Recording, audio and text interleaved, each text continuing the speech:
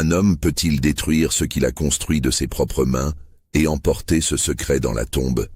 Mais avant de découvrir cette histoire troublante, abonnez-vous à cette chaîne et dites-moi dans les commentaires de quelle ville vous nous écoutez en ce moment.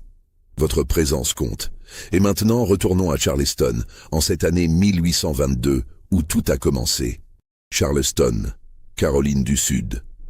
Printemps de 1822. La ville s'étend le long de la côte atlantique comme une promesse dorée et un mensonge blanc. Ses rues pavées brillent après les pluies de mars. Ses maisons coloniales aux balcons en fer forgé se dressent fièrement, témoins silencieux d'une prospérité bâtie sur le dos de milliers d'âmes enchaînées. Le port bourdonne d'activités, navires marchands, bateaux de pêche et ces navires aux cales sombres dont personne ne parle ouvertement mais que tous connaissent. C'est une époque de tensions croissantes. 2 ans plus tôt, le compromis du Missouri a secoué le pays, divisant le territoire entre États esclavagistes et États libres. Dans les salons de Charleston, on discute de droits des États, de commerce, de coton. Dans les cuisines, les écuries, les champs, on parle d'autre chose. On parle de liberté dans des murmures si bas qu'ils ressemblent au vent. À 15 kilomètres au nord de la ville, près des méandres paresseux de la rivière Cooper, se trouve le domaine de Riverside. 2000 hectares de terre fertile, 340 esclaves, une plantation de riz qui rapporte à ses propriétaires, la famille Caldwell, près de $30 000 par an. Une fortune colossale. Le manoir principal de Riverside est un chef-d'œuvre d'architecture géorgienne. 3 étages de briques blanches, des colonnes corinthiennes encadrant un porche majestueux, des fenêtres à guillotine aux carreaux parfaitement alignés. Les jardins, entretenus par 20 esclaves à temps plein, ressemblent à ces gravures européennes que Madame Caldwell collectionne dans sa bibliothèque. Des allées de gravier blanc serpentent entre des parterres de roses, de camélias et d'azalées. Une fontaine de marbre importée d'Italie trône au centre du jardin principal. Mais c'est à l'intérieur que le véritable luxe se révèle. Des planchers en acajou de Cuba, des lustres de cristal venus de France, des tapisseries flamandes aux murs, des meubles sculptés à la main.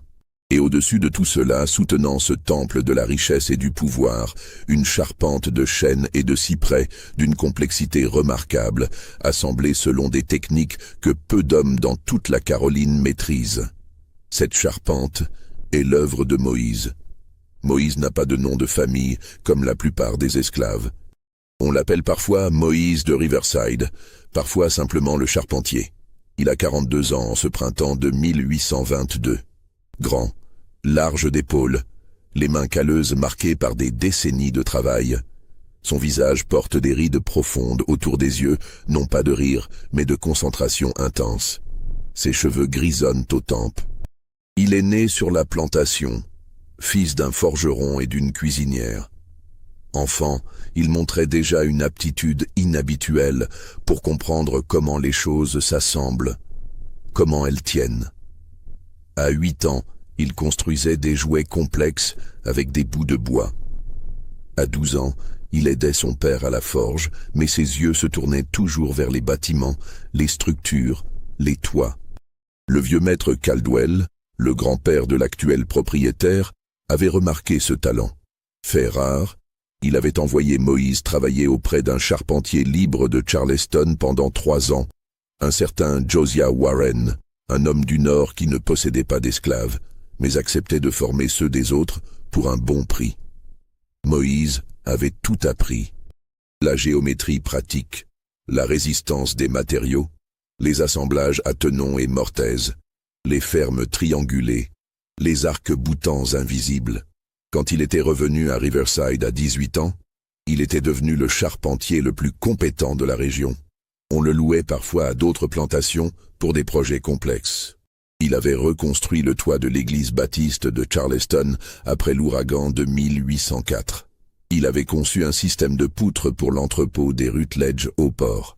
Il avait même été consulté pour des calculs de structure lors de la construction du nouveau palais de justice. Mais Moïse restait un esclave. Il ne possédait rien, ni les outils qu'il utilisait. ni les vêtements qu'il portait, ni même sa propre vie. Il s'était marié à 23 ans avec Esther, une esclave domestique qui travaillait à la grande maison. Elle était douce, intelligente, capable de lire bien qu'on ne l'ait jamais enseignée formellement. Elle avait appris en cachette, en observant les leçons données aux enfants Caldwell. Ensemble, ils avaient eu 4 enfants. Samuel, l'aîné, 18 ans maintenant, robuste et travailleur, employé au champ de riz. Ruth, 16 ans, qui aidait sa mère au manoir. Les jumeaux Isaac et Rebecca, 14 ans, encore considérés comme des enfants, mais déjà assignés à des tâches quotidiennes. Moïse aimait sa famille avec une intensité silencieuse. Le soir, après les longues journées de travail, ils rentraient à la cabane qu'on leur avait attribuée dans les quartiers des esclaves. 2 pièces, un sol en terre battue, un toit qu'il avait lui-même renforcé et rendu étanche. Là, dans cette intimité précaire, il enseignait à ses fils les secrets du bois, des angles, des forces. Il écoutait Esther raconter les nouvelles de la grande maison. Il regardait Ruth coudre à la lumière tremblante d'une chandelle. Il écoutait Rebecca rire avec son frère. C'était peu. Mais c'était tout. Les Caldwell actuels étaient différents des anciens maîtres. Le patriarche Thaddeus Caldwell, 58 ans, avait hérité de la plantation à la mort de son père, 15 ans plus tôt. Homme corpulent au visage rougeau, il partageait son temps entre Riverside et Charleston, où il possédait une maison en ville. Il siégeait à la législature de l'État. Il fréquentait les clubs privés. Il buvait beaucoup. Son épouse, Constance Caldwell, née Pemberton, venait d'une famille encore plus riche de Savannah. Elle était mince, élégante, distante. Elle supervisait le manoir avec une efficacité froide, traitant les esclaves domestiques comme des meubles parlants. Elle organisait des réceptions somptueuses, cherchant constamment à surpasser les autres grandes familles de la région. Ils avaient 3 enfants. William, l'héritier, 28 ans, déjà marié et père de 2 enfants. Il gérait les opérations quotidiennes de la plantation avec une brutalité méthodique. Margaret, 24 ans, récemment fiancée à un riche marchand de Charlottesville. Et Charles, le Benjamin, 20 ans, étudiant à l'université de Virginie, connu pour son tempérament colérique et ses fréquentations douteuses. Mais c'était Charles qui posait le plus de problèmes. Février 1822. L'hiver était inhabituellement doux cette année-là. Les nuits restaient fraîches, mais les journées apportaient une chaleur prématurée qui faisait bourgeonner les magnolias trop tôt. Dans le manoir de Riverside, on préparait le bal annuel du début de carême, une tradition familiale qui attirait l'élite de Charleston et des plantations environnantes. Moïse travaillait sur le toit ce jour-là. Une inspection de routine avant le grand événement. Monsieur William voulait s'assurer que tout était parfait. Les invités viendraient de loin. Les Rutledge, les Drayton, les Pinckney, les Middleton. Des noms qui comptaient. Des noms qui représentaient des fortunes, des connexions politiques, du pouvoir.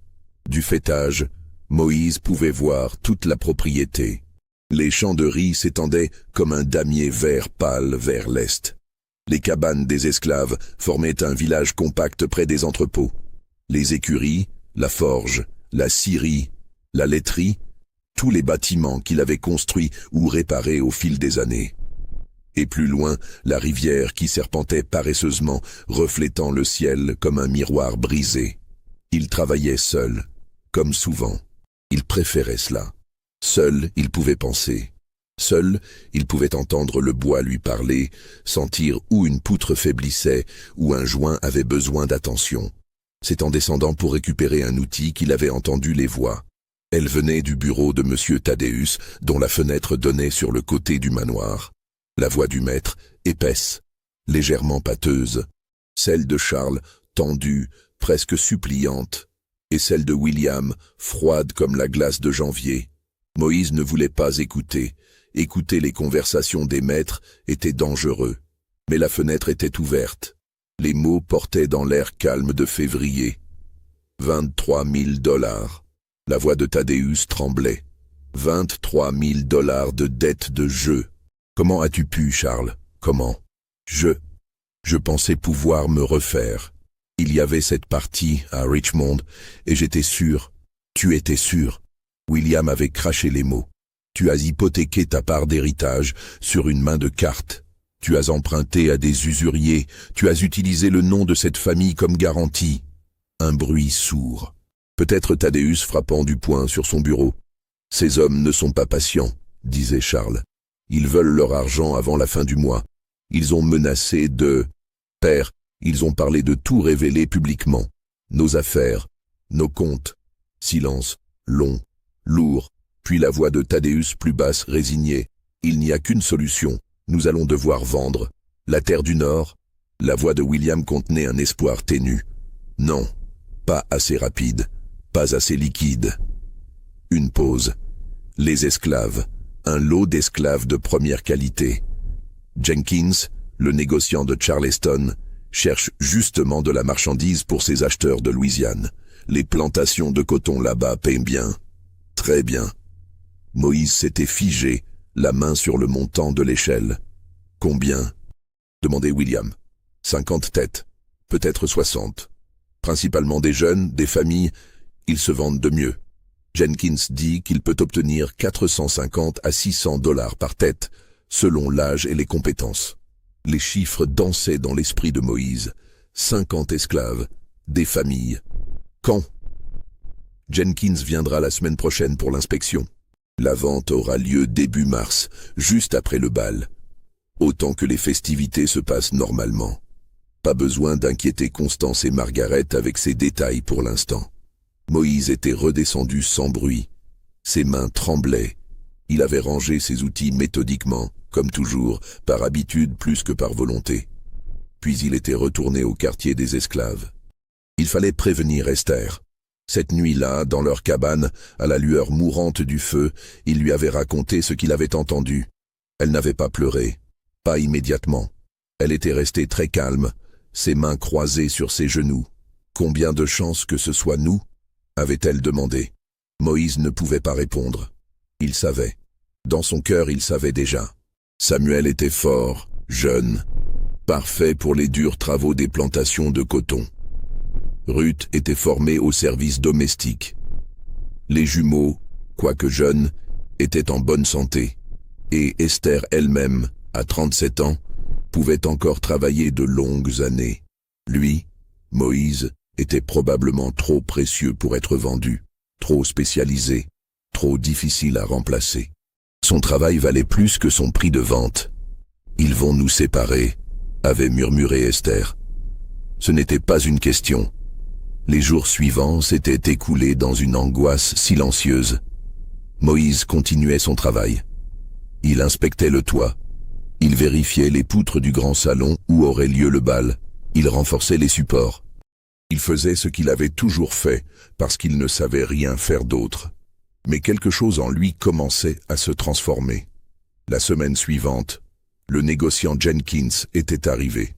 Petit homme sec aux yeux de comptable, il avait inspecté les quartiers des esclaves avec l'œil clinique d'un acheteur de bétail.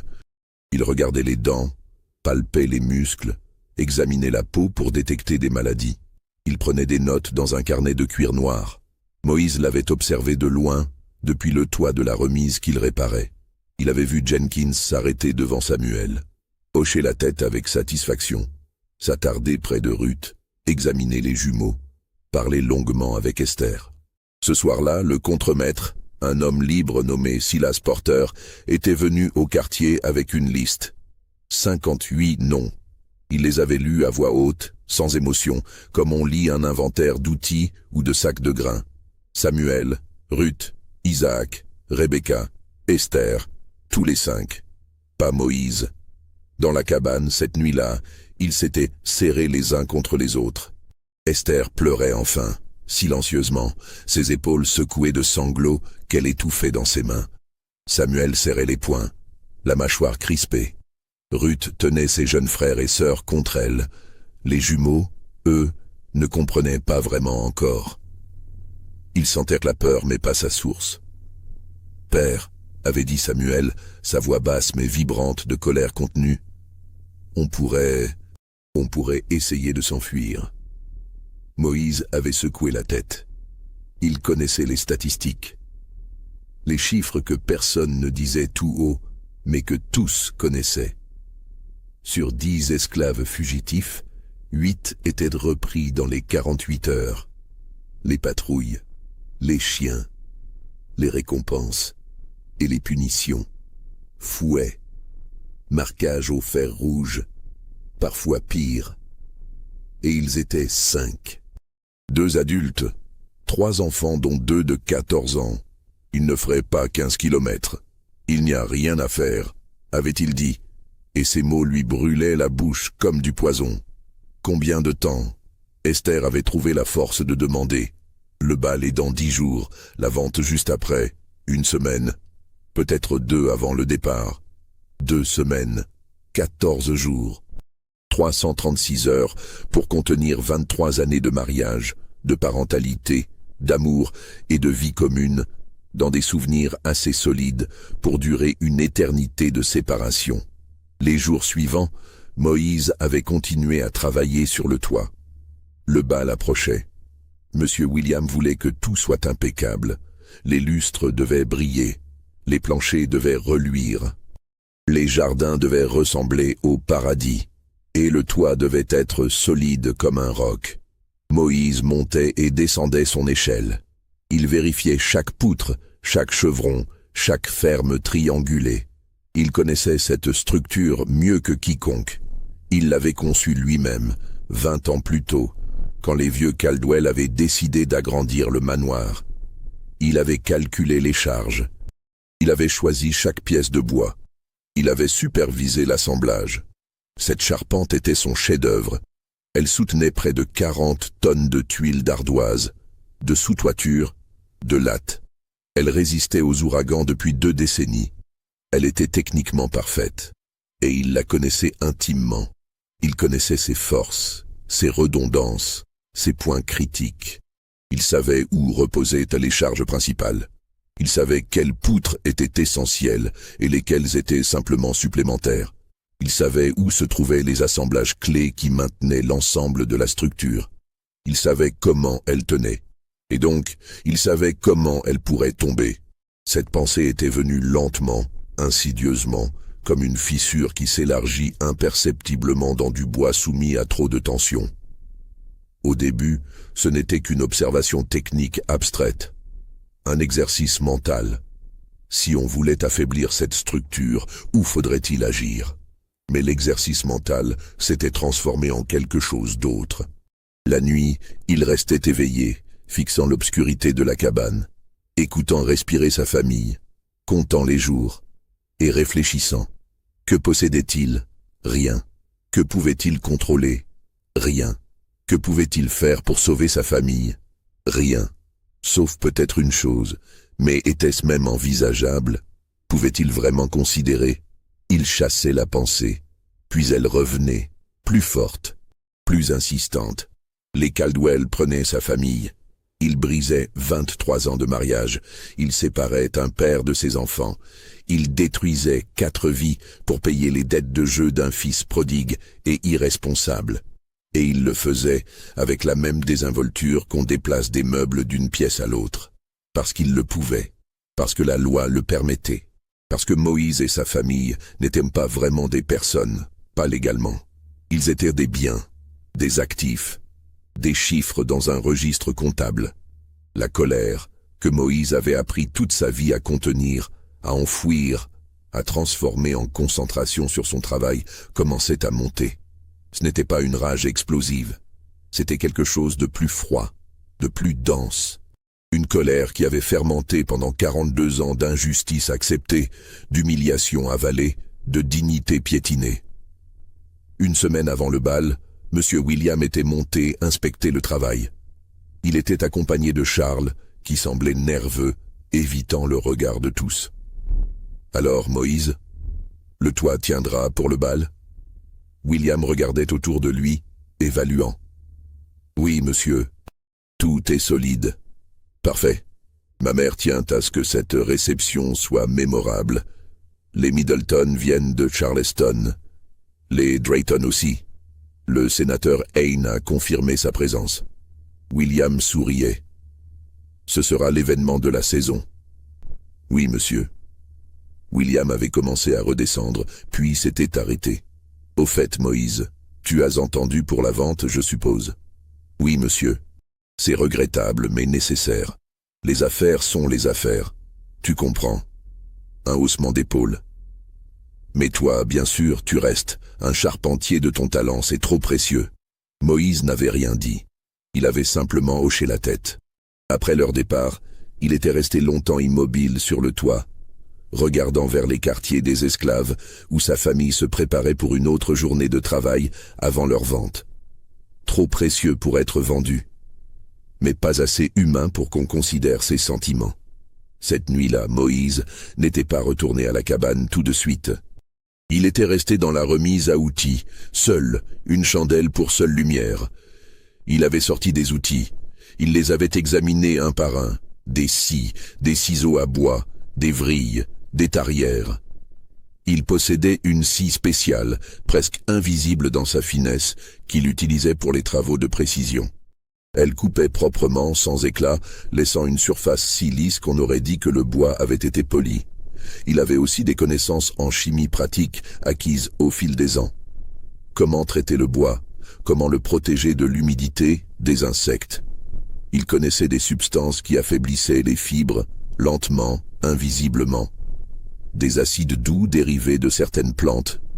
Des sels qui accéléraient la décomposition. Et il connaissait la structure du toit.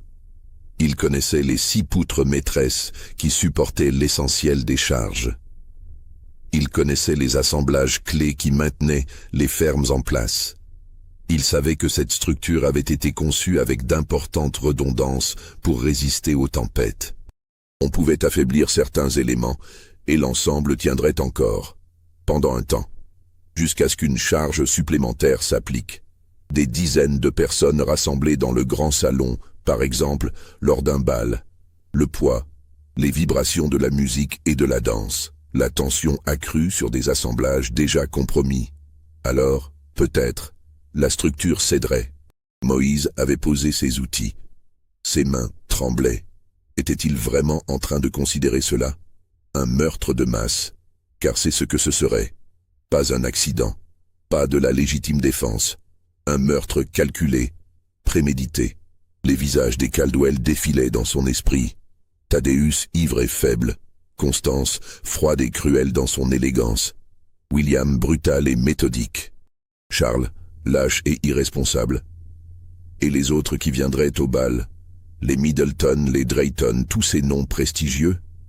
Ils étaient propriétaires d'esclaves, eux aussi. Ils participaient tous au même système. Ils profitaient tous de la même injustice. Mais il y aurait aussi des domestiques dans le salon, des esclaves servant les boissons, la nourriture, des gens comme lui. Non. Il pouvait s'assurer qu'ils soient à l'extérieur au moment critique. Un prétexte, une tâche urgente. Il pourrait les protéger. Il se rendait compte qu'il planifiait déjà, que la décision, d'une certaine manière, était déjà prise dans un coin sombre de son esprit qu'il n'avait jamais vraiment exploré. Mais un doute persistait. Cela sauverait-il sa famille? Probablement pas. Même si les Caldwell mouraient, quelqu'un d'autre hériterait. La vente aurait peut-être quand même lieu, et lui serait découvert, exécuté. Alors pourquoi? La réponse vint lentement, terrible dans sa simplicité, parce qu'il ne pouvait rien faire d'autre. Parce qu'après 42 ans d'impuissance, il pouvait au moins faire ça. Parce que même si cela ne changeait rien pour sa famille, cela changeait quelque chose en lui. Cela transformait sa soumission forcée en choix, sa faiblesse en pouvoir, son silence en cri. Ce serait sa déclaration, sa seule déclaration possible. Et s'il devait mourir pour cela, eh bien, quelle vie lui restait-il de toute façon, sans Esther, sans ses enfants? Les jours suivants, Moïse avait commencé son travail. Il agissait la nuit, principalement. Après que tout le monde était couché, il montait sur le toit avec une discrétion acquise en 42 ans d'invisibilité forcée. Les esclaves étaient habitués à être invisibles. C'était une compétence de survie. Son premier objectif était les 6 poutres maîtresses. Des troncs de cyprès massifs, larges de 40 centimètres, qui couraient sur toute la longueur du toit. Elles reposaient sur des murs porteurs et étaient reliées par des assemblages à tenons. Il ne pouvait pas simplement les couper. Cela serait trop évident lors de toute inspection. Il devait être subtil, chirurgical. Il avait choisi la face supérieure des poutres, celle qu'on ne voyait pas depuis le bas, celle qui était cachée par les lattes et les sous-toitures. Là, avec sa scie fine, il pratiquait des entailles, pas profondes, juste assez pour affaiblir la section critique. Puis il remplissait ces entailles avec un mélange de sciure et de colle qu'il avait préparé. Vu de loin, rien ne paraissait anormal. Mais la résistance de la poutre était réduite de près de 30%. Il répéta l'opération sur les 6 poutres principales, travaillant lentement, méthodiquement, sur plusieurs nuits. Chaque entaille était calculée. Trop peu, et rien ne se passerait. Trop, et l'effondrement serait immédiat, avant le bal, et l'évidence du sabotage serait flagrante. Il devait créer une situation où la structure tiendrait encore, semblerait normale, mais serait au bord de la rupture. Il fallait juste une charge supplémentaire pour déclencher la catastrophe. Ensuite, il s'était attaqué aux assemblages.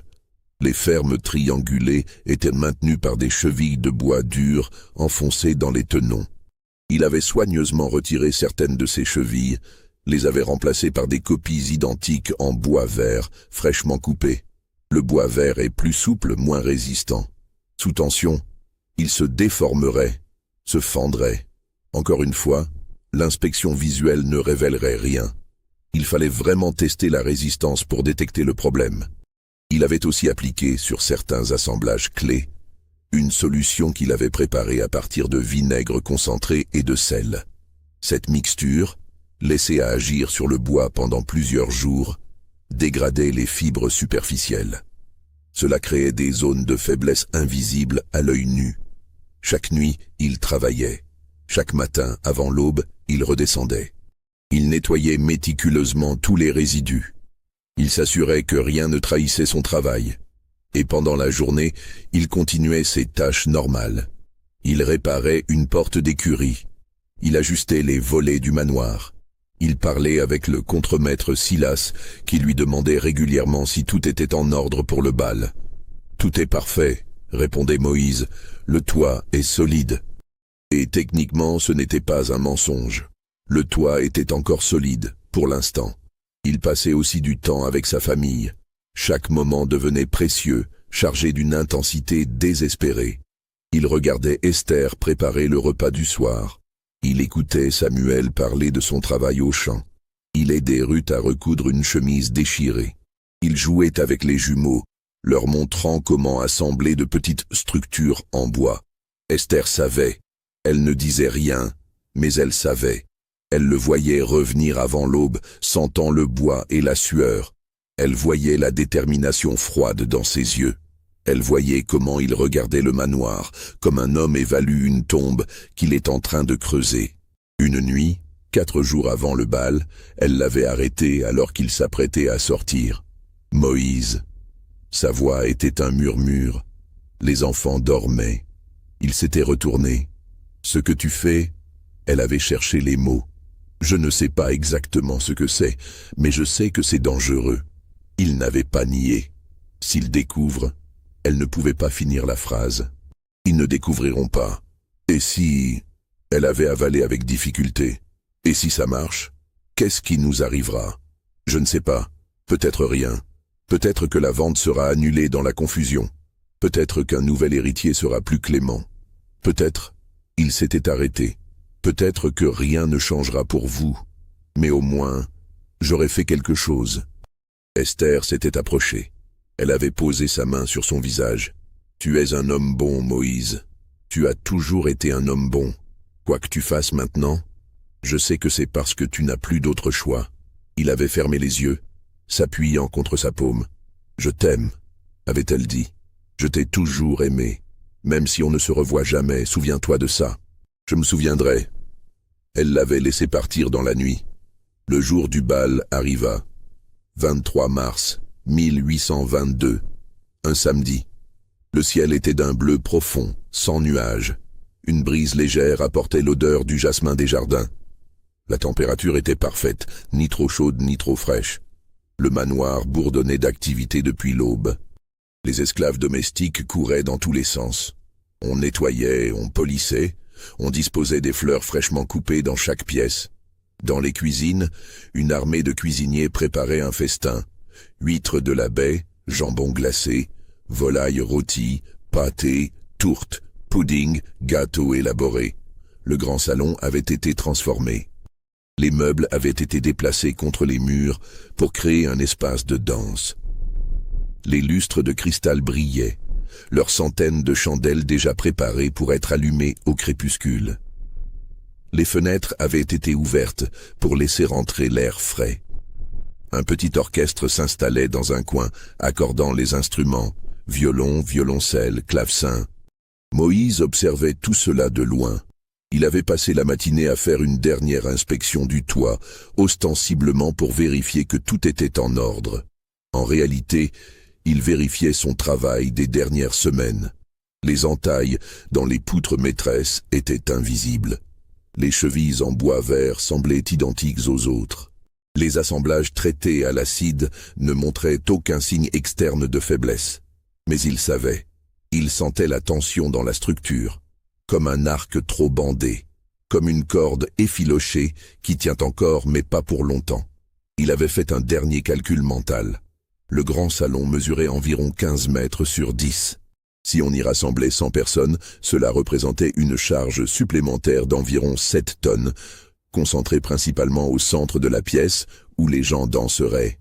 Les poutres affaiblies, soumises à cette charge additionnelle et aux vibrations constantes de la musique et de la danse, céderaient. Probablement pas immédiatement. Mais après 1 heure, peut-être 2, quand la fatigue des matériaux s'accumulerait, quand les assemblages compromis commenceraient à glisser. Il avait aussi prévu un élément supplémentaire. Une petite tempête était annoncée pour la soirée. Rien de grave.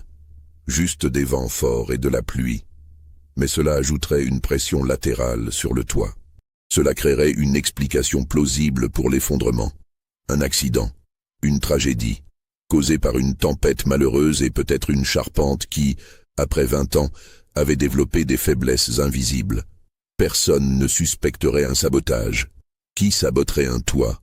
Comment pourrait-on même faire cela sans que ce soit évident? L'après-midi, les invités commencèrent à arriver. Des calèches élégantes remontaient l'allée de gravier. Des dames en robe de soie, des messieurs en redingote sombre, des serviteurs, des esclaves accompagnant leur maître. Moïse reconnaissait certains visages. Le sénateur Hayne, un homme politique influent de Charleston. James Drayton et son épouse, propriétaires de 3 plantations. La famille Middleton au complet, 8 personnes. Les Rutledge, les Pinckney, les Ravenel, l'élite de la Caroline du Sud, certains des hommes les plus riches et les plus puissants de l'État, tous réunis sous un toit que Moïse avait délibérément saboté. Il sentait son cœur battre fort dans sa poitrine. Une partie de lui voulait crier, les avertir tout arrêter, mais il pensait à Esther, à Samuel, Ruth, Isaac, Rebecca, à la vente qui aurait lieu dans quelques jours, à 23 ans de mariage, sur le point d'être anéanti pour payer des dettes de jeu. Il pensait à 42 ans de servitude, d'humiliation, de traitement comme un animal, un outil, une chose, et sa résolution se durcissait. Le soir tomba. Les chandelles furent allumées, transformant le manoir en un palais de lumière dorée visible à des kilomètres. La musique commença. Des valses, des contredanses, des menuets. Le son flottait dans l'air tiède du printemps. Moïse avait été assigné à rester disponible au cas où un problème surviendrait. Il se tenait près des écuries, assez loin du manoir, mais en vue. Il pouvait voir les ombres des danseurs bouger derrière les fenêtres illuminées du grand salon. Silas Porter, le contremaître, était passé plus tôt. « Tout est calme ?» avait-il demandé. « Oui, monsieur. Tout va bien. »« Parfait. Reste dans les parages. On ne sait jamais. » Silas était reparti vers les quartiers des surveillants. Les autres esclaves servant au bal étaient tous à l'intérieur ou occupés aux cuisines. Moïse avait subtilement suggéré à quelques-uns de ses connaissances de rester dehors autant que possible ce soir. « Il va pleuvoir », avait-il dit. Mieux vaut ne pas traîner à l'intérieur si on peut l'éviter. Certains avaient y compris le message sans vraiment comprendre pourquoi. D'autres l'avaient ignoré. Ils ne pouvaient pas tous sauver. Cette pensée le rongeait. Vers 9 heures, la tempête annoncée arriva. D'abord un vent qui se levait, agitant les arbres, puis les premiers grondements de tonnerre au loin, puis la pluie, d'abord légère, puis plus forte, tambourinant sur les toits, les pavés, les feuilles. Les fenêtres du salon furent fermées. La fête continua à l'intérieur, maintenant complètement isolée de l'extérieur. Moïse se tenait sous l'auvent d'une remise, regardant le manoir. La pluie ruisselait autour de lui. Les éclairs illuminaient brièvement le paysage. Il attendait. Il ne savait pas exactement quand cela se produirait. Peut-être dans 1 heure, peut-être jamais. Peut-être que ses calculs étaient faux. Peut-être que la structure tiendrait malgré tout. Une partie de lui l'espérait presque. 10 heures passèrent. La tempête s'intensifiait. Les vents soufflaient maintenant avec force. On entendait des branches craquer. La pluie tombait en rideaux serrés. Moïse fixait le toit du manoir. De là où il était, il pouvait distinguer la ligne du faîtage contre le ciel orageux. Tout semblait normal. Puis, à 10h23 exactement, il vit une déformation. Subtile. La ligne du toit qui s'affaissait légèrement au centre. Juste quelques centimètres. Imperceptible pour quelqu'un qui ne saurait pas où regarder. Mais Moïse savait. Les poutres cédaient. Son cœur s'arrêta. C'était réel. Cela allait vraiment se produire. Il aurait pu crier, courir vers le manoir, donner l'alerte. Il ne bougea pas. L'affaissement s'accentua. Maintenant, c'était visible même dans l'obscurité. Le toit s'incurvait vers le bas, comme un dos qui se voûte sous un poids trop lourd. Il entendit un craquement, faible d'abord, puis plus fort, puis un bruit de rupture massive, comme si la terre elle-même se brisait. Et le toit du grand salon s'effondra. Ce ne fut pas instantané. Ce fut une cascade de destruction qui dura peut-être 10 secondes, mais qui sembla durer une éternité. Les poutres maîtresses, affaiblies au-delà de leur capacité de charge, se rompirent presque simultanément. Les fermes qu'elles soutenaient s'effondrèrent. Les chevrons, les lattes, la sous-toiture, tout s'écroula vers l'intérieur. Et par-dessus tout cela, 40 tonnes de tuiles d'ardoise s'abattirent comme une avalanche. Le bruit fut assourdissant. Un fracas de bois qui éclate, de pierres qui se brisent, de verres qui explosent.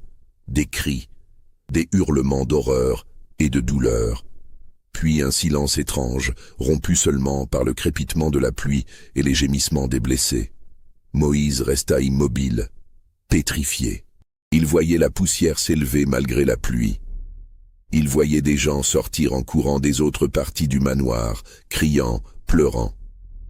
Il voyait des esclaves domestiques qui avaient été dans les pièces adjacentes, émergeant du chaos, couverts de plâtre et de débris. Mais du grand salon lui-même, presque rien ne bougeait. Le toit entier de cette section s'était effondré vers l'intérieur, ensevelissant tout ce qui se trouvait en dessous sous des tonnes de gravats.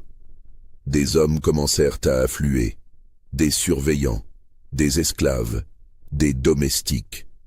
Tout le monde courait vers le manoir, tentant de porter secours. Moïse aussi se mit à courir. Il devait. Ne pas le faire aurait été suspect. Il arriva parmi les premiers. La scène était cauchemardesque. Là où se trouvait le grand salon, il n'y avait plus qu'un cratère de décombres. Des poutres brisées dépassaient comme des os fracturés. Des tuiles d'ardoise couvraient tout. De la poussière flottait encore dans l'air humide, et en dessous des corps, des membres qui dépassaient, des gémissements étouffés, du sang qui commençait à suinter entre les pierres. « Il faut les sortir !» hurlait quelqu'un. « Vite, vite !» Les hommes se précipitèrent, commençant à déplacer les débris à main nue. Moïse se joignit à eux, mécanique, en état de choc. Il souleva une poutre. En dessous, le visage écrasé d'un homme qu'il ne reconnaissait pas.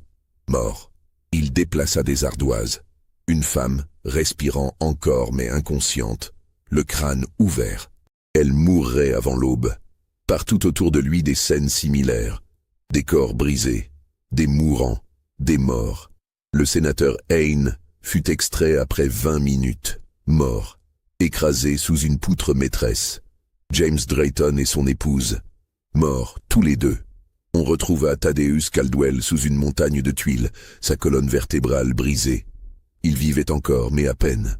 Il mourrait 3 heures plus tard, sans avoir repris conscience.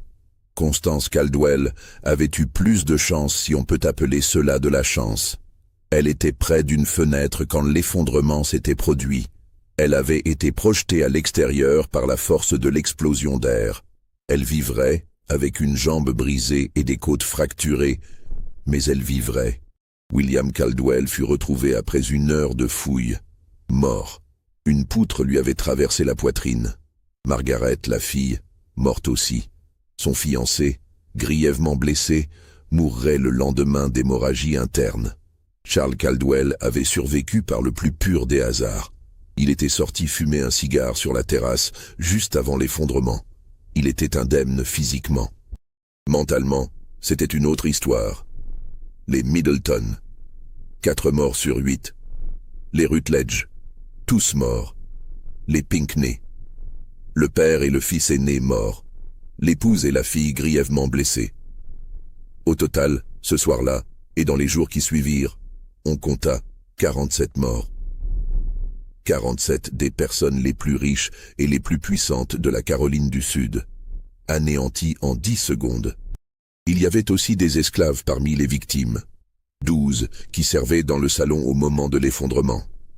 Leurs noms ne furent jamais officiellement enregistrés. Moïse travailla toute la nuit aux côtés des autres, extrayant les corps, les mourants, les rares survivants. Ses mains saignaient. Ses vêtements étaient couverts de sang et de poussière. Son esprit était vide, fonctionnant par pure habitude. À l'aube, quand les derniers corps furent extraits, il s'effondra près des écuries, épuisé. Qu'avait-il fait? Il avait voulu punir les Caldwell. Il avait obtenu un massacre. Il avait voulu faire une déclaration. Il avait créé une tragédie qui hanterait la région pour des générations. Il avait voulu reprendre du pouvoir sur sa vie. Il avait pris des dizaines de vies. Et sa famille, serait-il sauvé maintenant? Les jours qui suivirent furent le chaos. Des médecins affluèrent de Charleston. Des cercueils furent commandés par dizaines. Des messagers furent envoyés dans toutes les directions pour prévenir les familles. La nouvelle se répandit comme une traînée de poudre. La tragédie de Riverside, le bal maudit, l'effondrement qui avait tué l'élite de la Caroline du Sud. Les théories commencèrent immédiatement. La tempête, disaient la plupart. Une tempête violente avait frappé un toit vieillissant. Une tragédie, mais un accident naturel. Certains murmuraient que c'était un signe de Dieu, un châtiment divin pour les péchés des riches. D'autres parlaient de malédiction. La plantation était peut-être construite sur un ancien cimetière indien. Les esprits se vengeaient. Mais quelques voix plus rationnelles demandaient une enquête. Un ingénieur fut appelé de Charleston. Augustus Pembroke, un homme méticuleux d'une 50aine d'années, spécialisé dans les structures et les bâtiments. Il arriva 5 jours après la catastrophe. Moïse le regarda examiner les ruines. Pembroke prenait des notes constamment. Il mesurait des angles. Il examinait les poutres brisées. Il interrogeait les ouvriers, les contremaîtres, tous ceux qui avaient travaillé sur le manoir. Inévitablement, il arriva à Moïse. « Vous êtes le charpentier principal ?» Pembroke le regardait par-dessus ses lunettes. « Oui, monsieur. »« C'est vous qui avez construit cette charpente ?»« Oui, monsieur. Il y a 20 ans. »« Et vous l'avez entretenue depuis ?»« Oui, monsieur. » Inspection régulière, réparation quand nécessaire. Pembroke hocha la tête. Quand avez-vous inspecté le toit pour la dernière fois? La semaine avant le bal, monsieur. Tout était en ordre. En ordre. Pembroke répéta le mot comme s'il avait un goût étrange, et pourtant il s'est effondré. La tempête, monsieur. Les vents étaient très forts. Certes. Pembroke retourna aux ruines.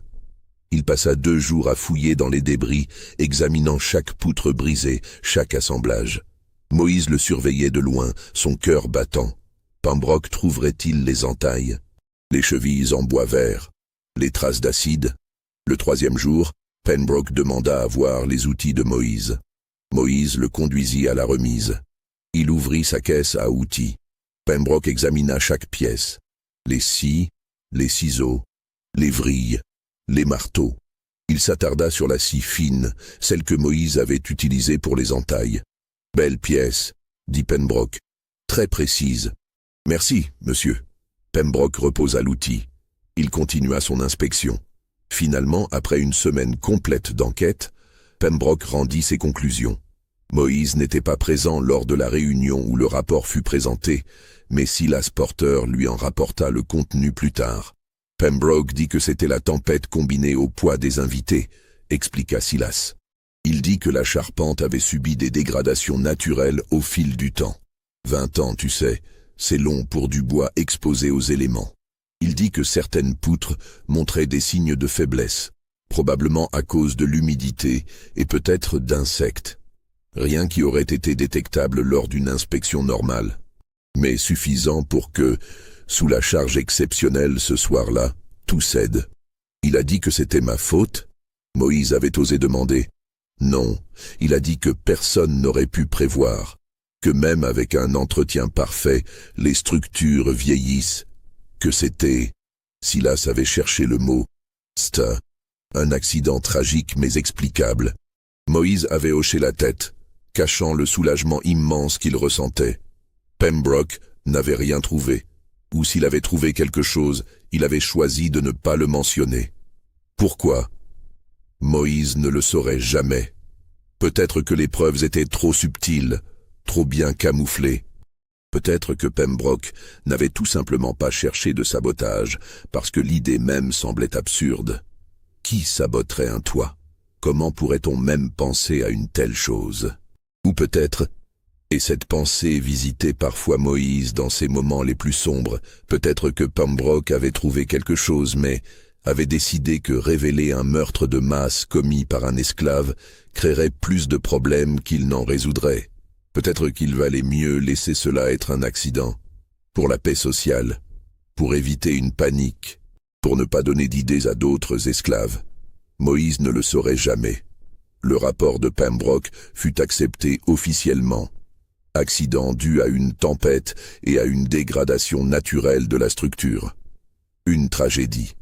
Rien de plus. Mais les rumeurs ne s'arrêtèrent pas. Parmi les esclaves, des murmures circulaient. Certains avaient vu Moïse travailler sur le toit les nuits précédant le bal. Certains trouvaient étrange que le toit s'effondre justement la semaine avant que la famille de Moïse soit vendue. Mais personne n'osait parler ouvertement.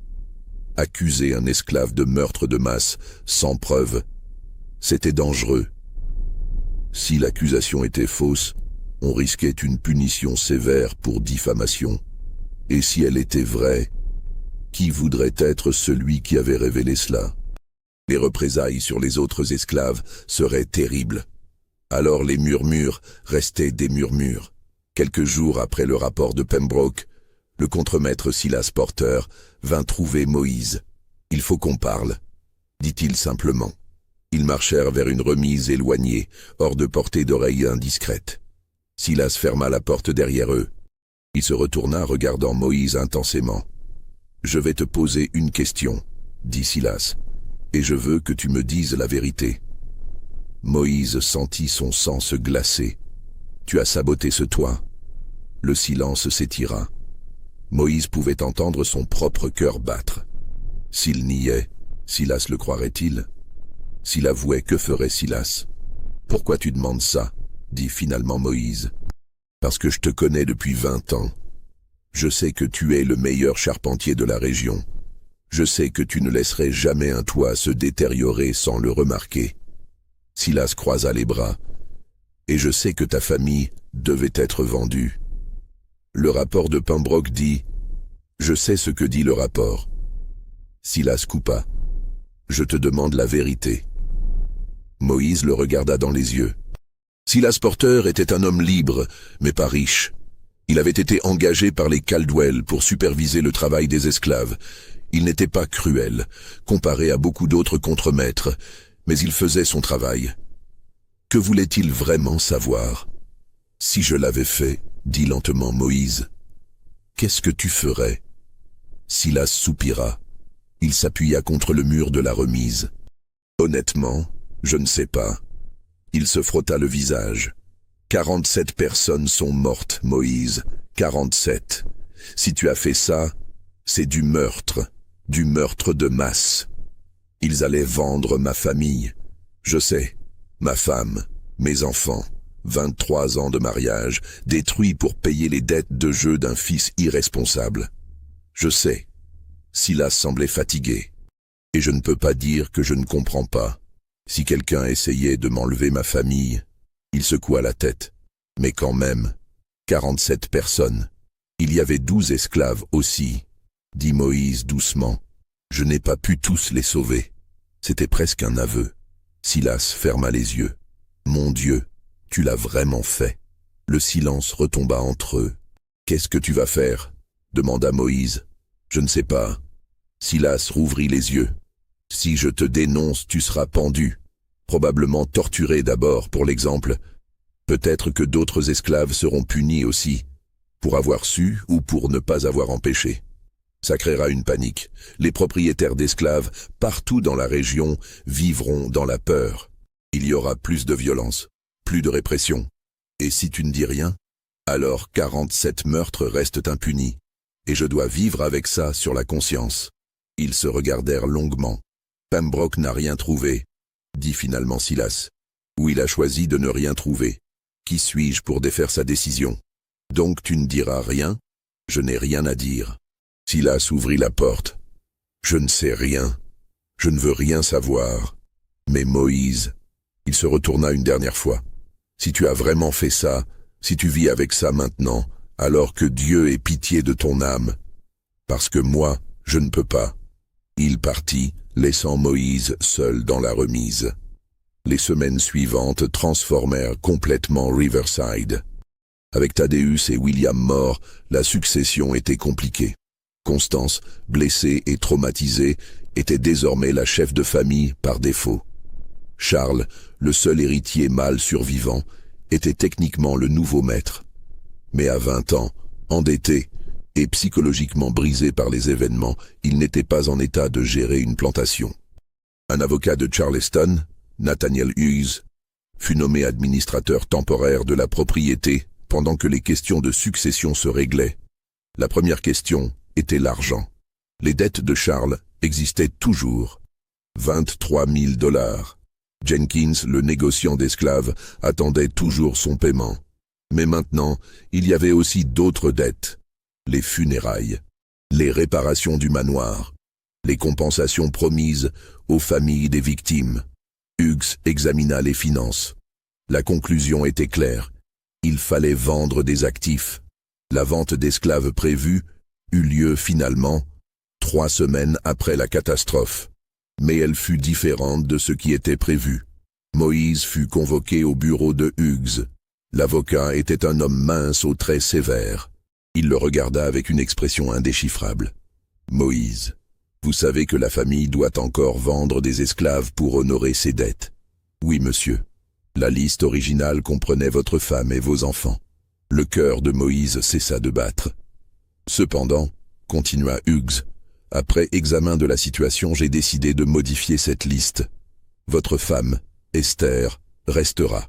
Elle est nécessaire au bon fonctionnement du manoir. Vos enfants aussi resteront. Ils sont jeunes et leur valeur augmentera si on les garde quelques années de plus. » Moïse ne pouvait pas parler. Sa gorge était serrée. D'autres esclaves, moins essentiels aux opérations quotidiennes, seront vendus à la place. Hughes consulta ses papiers. Cela devrait suffire à couvrir les dettes les plus urgentes. Merci, monsieur. Ne me remerciez pas. C'est une décision purement économique. Hughes le regarda froidement. Vous pouvez partir. Moïse sortit du bureau dans un état second. Sa famille était sauvée. Contre toute attente, miraculeusement, ils resteraient ensemble. Était-ce pour cela qu'il avait tout fait? Était-ce la justice ou simplement le hasard? Il ne savait pas. Mais cette nuit-là, quand il rentra à la cabane et qu'Esther lui sauta dans les bras en pleurant de soulagement, quand Samuel serra sa main avec une force et une gratitude muette, quand Ruth et les jumeaux l'entourèrent, il sentit quelque chose se briser en lui. Le poids de ce qu'il avait fait s'abattit sur lui comme ces 40 tonnes de tuiles d'ardoise. 47 morts, pour sauver 5 personnes. Était-ce justifiable? Était-ce moral? Il n'avait pas de réponse, mais ses mains tremblaient désormais constamment. La nuit, il ne dormait presque plus. Il voyait les visages des morts. Il entendait les cris. Il revoyait les corps brisés qu'il avait extraits des décombres. Il avait voulu reprendre du pouvoir. Il l'avait fait, mais le prix était plus lourd qu'il ne l'avait imaginé. Les jours passèrent, les semaines. La vie à Riverside continuait, mais tout était différent. Constance Caldwell, une fois ses blessures guéries, quitta la plantation. Elle ne pouvait plus supporter de vivre là. Elle s'installa définitivement dans la maison de Charleston, emmenant avec elle une petite équipe de domestiques. Charles resta à Riverside, nominalement en charge. Mais il était brisé. Il buvait. Il errait dans les pièces du manoir comme un fantôme.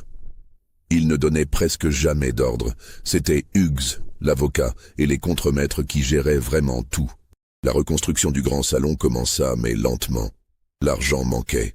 Et personne n'avait vraiment le cœur à organiser des festivités désormais. Moïse fut chargé de superviser la nouvelle charpente. Ironique, pensait-il. On lui demandait de reconstruire ce qu'il avait détruit. Il travailla avec un soin méticuleux. Cette fois, il construisit la structure la plus solide possible. Des poutres surdimensionnées, des assemblages renforcés, des redondances partout, comme s'il essayait de compenser, de se racheter. Mais les rumeurs continuaient. Certains esclaves le regardaient différemment maintenant, avec crainte, avec respect, avec suspicion. Les murmures ne cessaient jamais complètement. Moïse sait des choses. Moïse a des secrets. Le toit ne s'est pas effondré tout seul, mais personne n'accusait ouvertement. C'était trop dangereux. 3 mois après la catastrophe, un homme arriva à Riverside, un étranger. Il se présenta comme un journaliste de Boston, Joshua Freeman, écrivant un article sur la tragédie pour un journal du Nord. Il demanda à interviewer tout le monde, les contremaîtres, les domestiques, les esclaves. Quand vint le tour de Moïse, Freeman l'emmena à l'écart, près des ruines encore visibles du grand salon. « Vous étiez le charpentier responsable de cette structure, » dit Freeman. « Ce n'était pas une question. »« Oui. » « Et elle s'est effondrée. »« Oui. » Freeman le regarda intensément. « Vous savez, dans le Nord, il y a des gens qui disent que cet effondrement n'était pas un accident. » Moïse sentit son sang se glacer. « Que voulez-vous dire ? Ils disent que c'était peut-être un acte de résistance. » Freeman parlait doucement, presque conspiratoriellement. « Ils disent qu'un esclave intelligent, désespéré, pourrait avoir fait quelque chose. L'ingénieur Pembroke a fait un rapport. Il a dit que c'était un accident. » Je sais ce qu'a dit Pembroke. Freeman sortit un carnet. « Mais j'ai parlé à des gens. Des esclaves qui murmurent, des ouvriers qui ont vu des choses. Ils disent que vous travailliez sur le toit seul, la nuit, avant le bal. Je faisais des inspections, des réparations. Vraiment ?» Freeman écrivait dans son carnet. « Parce que certains disent que votre famille devait être vendue. Ma famille est toujours ici. Maintenant, oui, après que la moitié de la famille Caldwell soit morte et que les plans changent. » Freeman leva les yeux. « Pratique, non ?»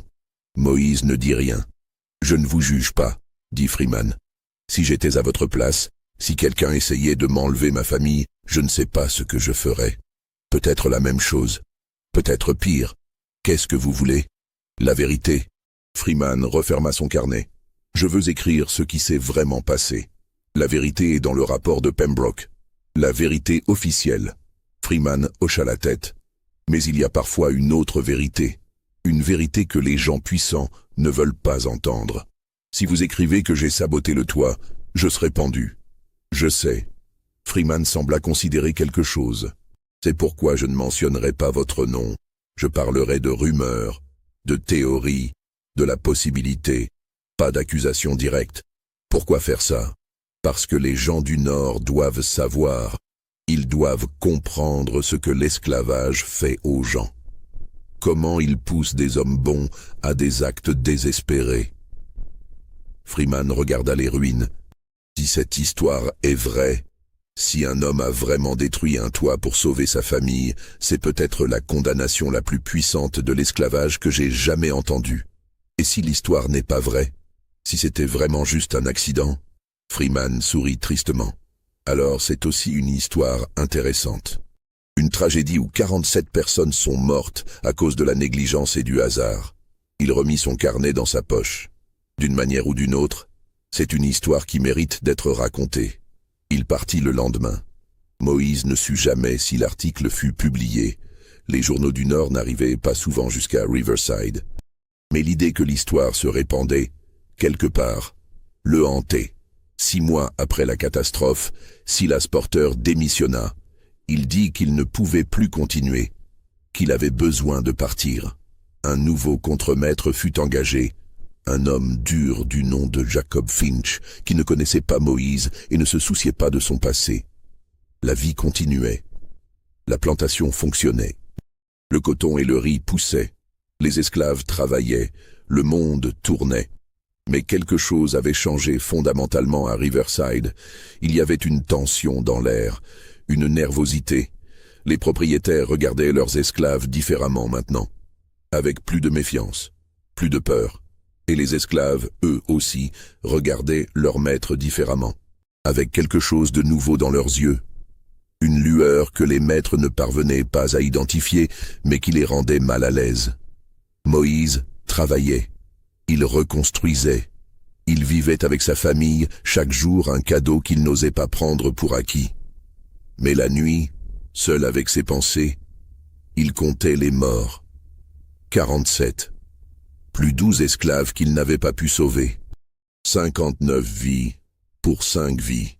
Les mathématiques de la moralité n'avaient jamais semblé aussi complexes. 1 an, presque jour pour jour après la catastrophe, Charles Caldwell disparut.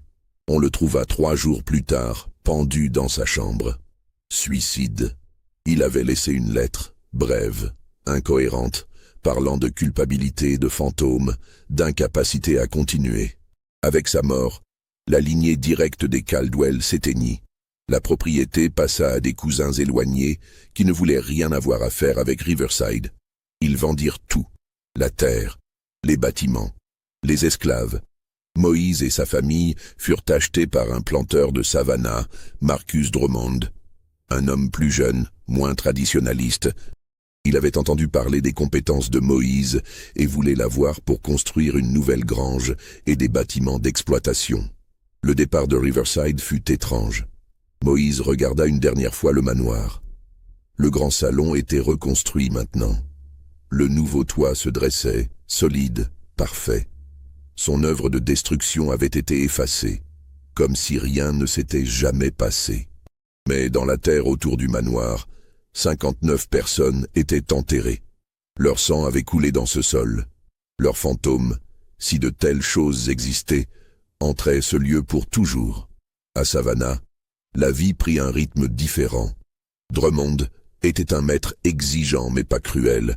Il permettait à Moïse une certaine autonomie dans son travail. Il gardait les familles ensemble. Les années passèrent. Samuel grandit, se maria, eut des enfants. Ruth aussi. Les jumeaux devinrent de jeunes adultes capables et intelligents. Esther vieillit à côté de Moïse, ses cheveux devenant gris, son corps se voûtant légèrement, mais son esprit restant vif.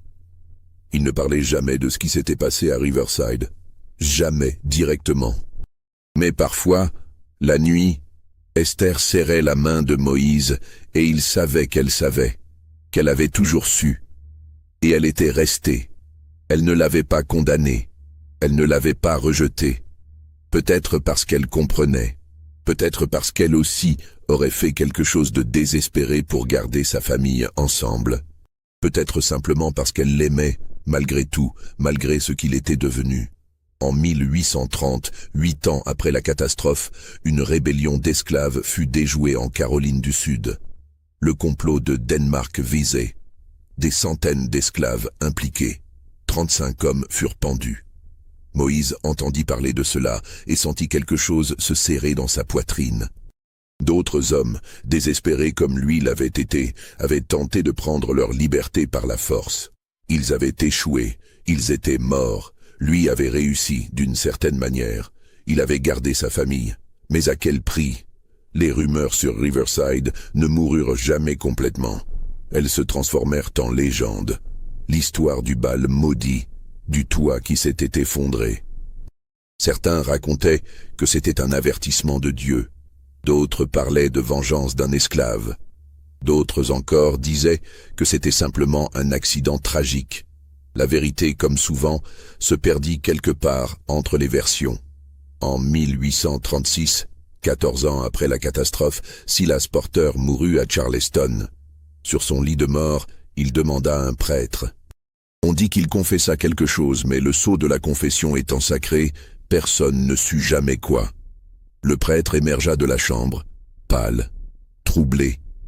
Quand on lui demanda ce qui s'était passé, il secoua simplement la tête et murmura quelque chose sur le poids des secrets et la miséricorde de Dieu. En 1842, 20 ans après la catastrophe, Moïse tomba malade. Une fièvre qui ne le quittait pas. Son corps, usé par des décennies de travail acharné et le poids du secret qu'il portait, commençait à céder. Esther resta à son chevet. Ses enfants, maintenant adultes avec leur propre famille, venaient lui rendre visite. Une nuit, alors que la fièvre le consumait, Moïse délira. Il parlait de poutres et d'assemblage, de calcul de charge, d'entailles invisibles, d'acide et de bois vert. Esther lui tenait la main, les larmes coulant silencieusement sur ses joues. « Tu as fait ce que tu devais faire, » murmura-t-elle. « Tu nous as gardés ensemble. » 59 morts, murmura Moïse. 59. Je sais, je vais en enfer. Peut-être. Elle caressa son front brûlant. Ou peut-être que Dieu comprend.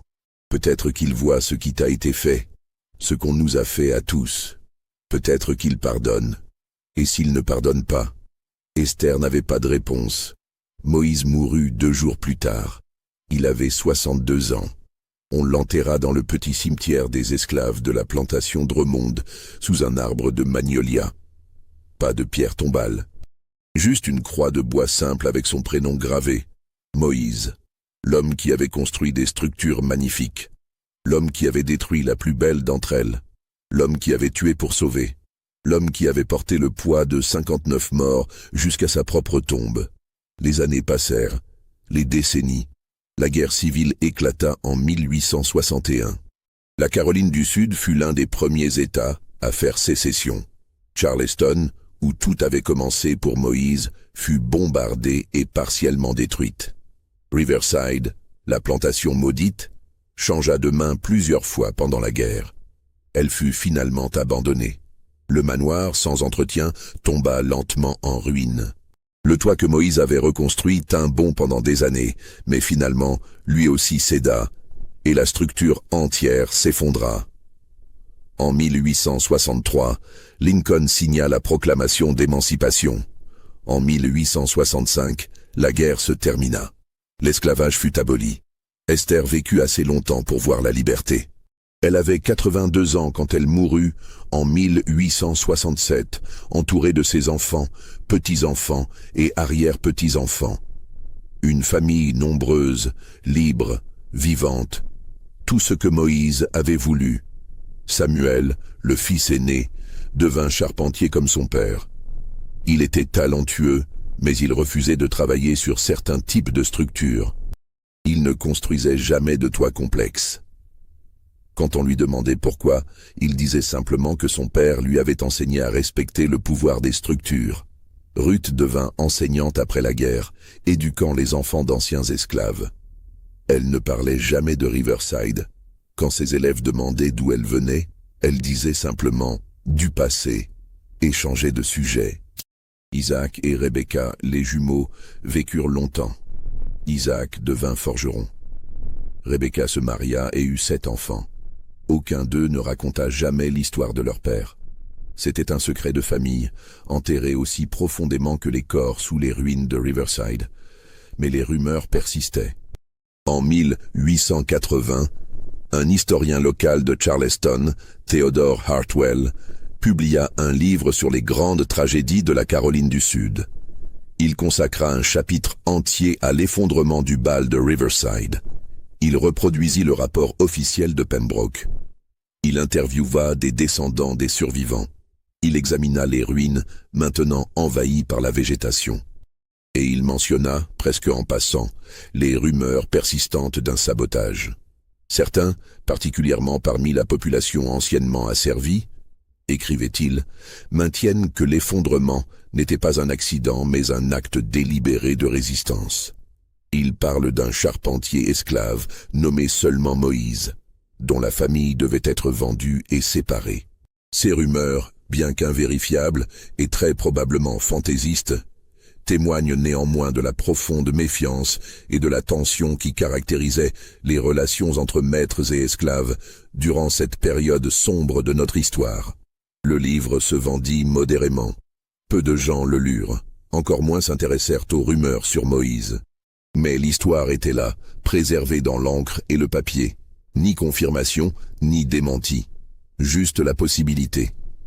En 1922, exactement 100 ans après la catastrophe, un journaliste du Charleston Post décida de faire un article commémoratif. Il se rendit sur le site de l'ancienne plantation Riverside. Il ne restait presque rien. Des fondations envahies par la mousse, des morceaux de murs effondrés, des arbres qui poussaient à travers ce qui avait été autrefois des pièces élégantes. Le journaliste interrogea des personnes âgées de la région. Il trouva une femme de 90 ans, Miriam Johnson, dont la grand-mère avait été esclave à Riverside. « Ma grand-mère me racontait des histoires, » dit Myriam, « sur un homme nommé Moïse. Elle disait qu'il était le meilleur charpentier que la région ait jamais connu. Elle disait aussi qu'il avait des secrets lourds. »« Quel genre de secrets ?» demanda le journaliste. Myriam regarda vers les ruines. Le genre de secret qu'un homme emporte dans sa tombe. Le genre de secret qui pèse sur une âme comme des pierres. Elle secoua la tête. Mais ce ne sont que des histoires de vieilles femmes. Qui peut dire ce qui est vrai et ce qui ne l'est pas après tant d'années? L'article fut publié dans le journal du dimanche. Il suscita peu d'intérêt. C'était une époque différente. L'esclavage appartenait au passé. Les gens voulaient regarder vers l'avenir, pas vers ces sombres chapitres de l'histoire. Les décennies continuèrent à passer.